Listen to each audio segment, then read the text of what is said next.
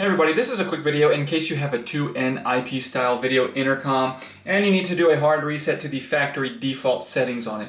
Now you're going to want to do this for one of two reasons. The first one is troubleshooting.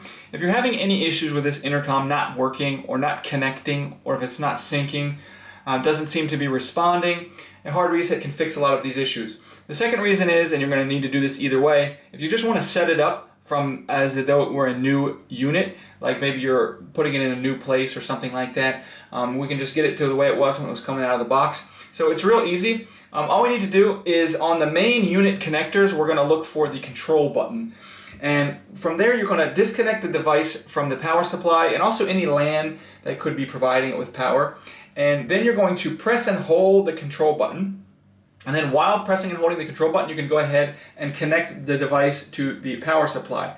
And then just keep holding. Once you've reconnected the power supply, continue holding for like maybe about 5 more seconds, and then you can go ahead and release it, and it will start up in its factory default settings.